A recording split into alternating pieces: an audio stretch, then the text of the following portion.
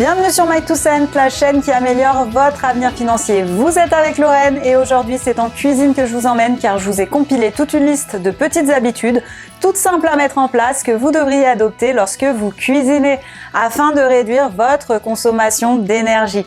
Parce que je suis certaine que vous l'avez remarqué, le prix de l'électricité continue d'augmenter et les effets du changement climatique deviennent chaque jour plus visibles. C'est pourquoi il est grand temps d'explorer de nouvelles façons de réduire nos factures et notre empreinte carbone. Numéro 1, achetez des appareils économes en énergie pour réduire le coût de vos factures d'électricité.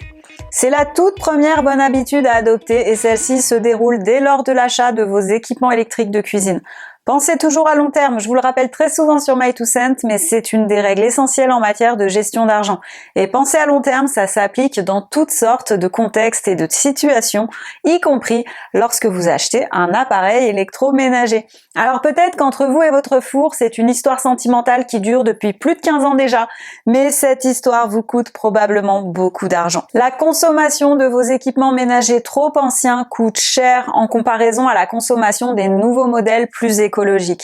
Alors, je ne vous conseille pas non plus de changer tous vos équipements tous les 5 ans. Loin de là, ce ne serait pas franchement rentable et ce serait même un petit peu absurde s'ils fonctionnent parfaitement. Cependant, si vos appareils ont été achetés il y a une bonne quinzaine d'années, il y a quand même fort à parier qu'il s'agisse d'appareils très énergivores et que leur remplacement vous permettrait de réaliser des économies d'énergie. Investir dans des appareils qui permettent d'économiser de l'argent à long terme, parce qu'ils sont spécialement conçus pour consommer moins d'énergie, pour durer plus longtemps et être plus durables, eh bien c'est toujours une bonne idée. Pour découvrir l'efficacité énergétique d'un appareil, rien de plus simple, regardez l'étiquette énergétique qui est affichée sur votre produit dans le magasin et ne soyez pas tenté par un produit plus énergivore dont le prix est beaucoup moins cher sur le moment. En règle générale, ce qui vous coûte moins cher dans l'immédiat, eh bien c'est souvent ce qui vous coûtera plus cher plus tard. Numéro 2, pensez au batch cooking.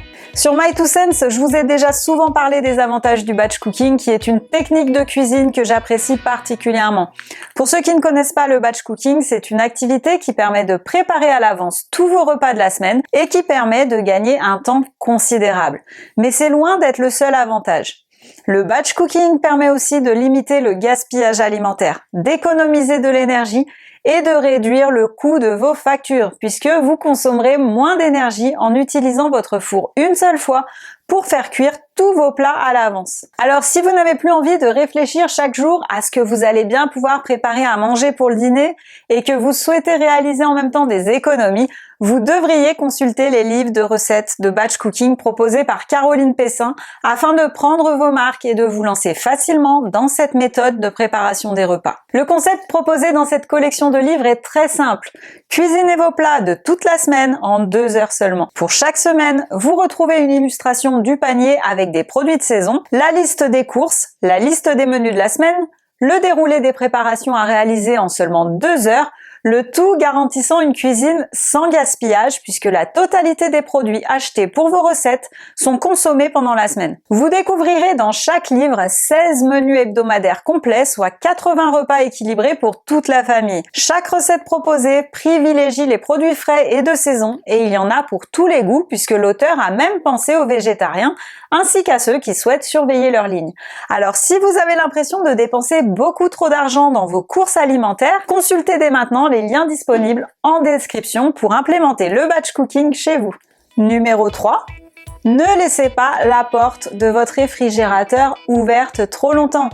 Il faut environ 45 minutes à votre réfrigérateur pour revenir à sa température d'origine chaque fois que vous laissez sa porte ouverte une dizaine de secondes. Pour éviter ça, on prévoit d'abord ce qu'on va sortir du frigo avant même de l'ouvrir et on s'assure que la porte est complètement fermée lorsqu'on ne l'utilise pas. C'est tout bête, mais franchement, vous n'avez aucun intérêt à garder cette porte de frigo ouverte pendant de longues minutes devant vous. 4. Laissez vos aliments refroidir avant de les mettre au frais. Qu'il s'agisse des restes du dîner ou de votre déjeuner pour le travail le lendemain, si vous souhaitez réaliser des économies d'énergie, il faut toujours laisser refroidir vos aliments avant de les placer dans le réfrigérateur ou le congélateur. Si vous placez des aliments chauds à l'intérieur, eh bien votre réfrigérateur devra travailler très dur pour refroidir les aliments et se maintenir à la bonne température. Par conséquent, il devra puiser plus d'énergie et ça vous coûtera plus cher à faire fonctionner. Alors on patiente avant de stocker nos plats. 5. Aménagez différentes zones dans votre cuisine. Le placement d'autres appareils électroménagers par rapport à votre réfrigérateur n'est peut-être pas quelque chose qui vous vient automatiquement à l'esprit lorsque vous envisagez de réduire votre consommation d'énergie. Cependant, l'aménagement d'une cuisine obéit à un protocole bien établi et le chaud et le froid ne doivent pas voisiner sous peine de voir votre consommation d'électricité grimper en flèche. Autrement dit, le réfrigérateur doit être positionné de manière stratégique dans une cuisine. Étant donné que les appareils comme votre lave-vaisselle ou encore votre four dégagent de la chaleur lorsqu'ils fonctionnent, eh bien il ne serait pas franchement très judicieux de placer votre frigo juste à côté parce qu'il devrait consommer davantage d'énergie pour maintenir le froid. Et pire encore, si votre four ou votre réfrigérateur sont côte à côte et que vous laissez leurs portes ouvertes en même temps, eh bien la température dans le réfrigérateur augmentera inévitablement. Alors je vous l'accorde, ce n'est pas toujours évident de respecter ces règles de bon sens dans notre cuisine actuelle qui a peut-être été un petit peu mal conçue dès le départ.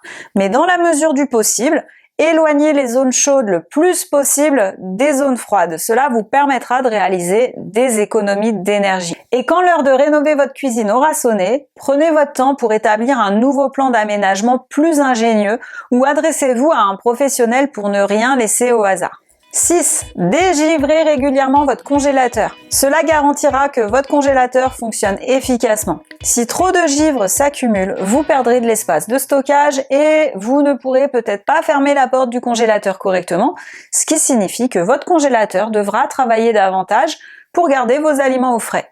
Si votre congélateur est sujet à l'accumulation de givre et que le givre devient très épais, vous devez absolument débrancher votre appareil pendant plusieurs heures et laisser le givre fondre afin de ne plus consommer de l'énergie inutilement. 7. Ne surchargez plus votre réfrigérateur. Surcharger votre réfrigérateur avec tout un tas de produits le fera chauffer.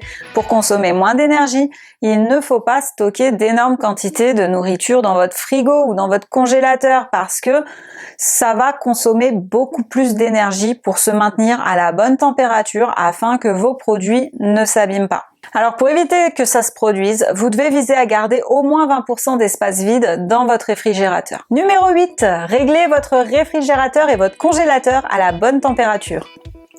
Pour réaliser des économies d'énergie en cuisine, il est impératif de régler notre réfrigérateur et notre congélateur à la bonne température. S'il fait trop chaud ou trop froid, cela aura des conséquences sur l'état de la nourriture que l'on conserve et vous utiliserez inutilement de l'électricité pour maintenir votre appareil en marche. La température idéale du frigo oscille entre 0 et 6 degrés et celle de votre congélateur se situe aux alentours de moins 18 degrés. Et si vos appareils n'affichent pas leur température, n'hésitez pas à utiliser un thermomètre électroménager pour la vérifier en plaçant votre thermomètre dans votre réfrigérateur pendant une vingtaine de minutes au moins. À la sortie, si le résultat est trop faible ou trop élevé, c'est qu'il est temps de régler la température en vous référant au manuel d'utilisation de votre appareil. Numéro 9. Utilisez la chaleur résiduelle. Éteindre votre four et vos plaques 5 minutes avant la fin de la cuisson va permettre à la chaleur résiduelle de l'appareil de cuire vos aliments jusqu'à la fin sans utiliser davantage d'énergie. Alors pensez-y lorsque vous cuisinez. Vous pouvez en faire de même avec votre bouilloire électrique que vous pouvez éteindre quelques minutes avant que l'eau ne bout complètement. Et dans le même état d'esprit, pensez toujours à laisser la porte de votre four ouverte une fois que vous avez fini de l'utiliser afin que la chaleur résiduelle puisse réchauffer votre cuisine pendant l'hiver. Cependant, si votre four est à côté de votre réfrigérateur, vous l'avez compris, on évite de le faire lorsque la porte du réfrigérateur est ouverte. Numéro 10. Cuisiner avec des appareils plus petits. Pour cuisiner vos repas plus efficacement, ce que vous pouvez faire, c'est utiliser un cuit-vapeur, une mijoteuse ou un appareil air fryer ou même votre micro-ondes plutôt que votre four. En effet, la chaleur qu'ils contiennent n'est utilisée que pour réchauffer ou cuire les aliments et pas l'espace qui les entoure. Donc il serait dommage de devoir faire chauffer un très grand four électrique pour ne faire cuire au final qu'une toute petite quantité de nourriture. Donc adaptez toujours la taille de l'appareil de cuisson à la quantité de nourriture que vous souhaitez faire cuire. Si vous avez trouvé ces astuces utiles, vous devriez vous abonner sur My2Cent et consulter les autres vidéos disponibles afin de découvrir d'autres idées qui permettront d'utiliser votre argent plus intelligemment. Et une chose à ne pas oublier justement, c'est que quiconque voudrait réaliser des économies devrait commencer par revoir sa façon de préparer ses repas et s'intéresser de près au batch cooking. À ce sujet, n'oubliez pas que vous pouvez consulter les liens disponibles en description Pour en savoir plus, merci de m'avoir suivi et on se retrouve très vite dans votre prochain épisode.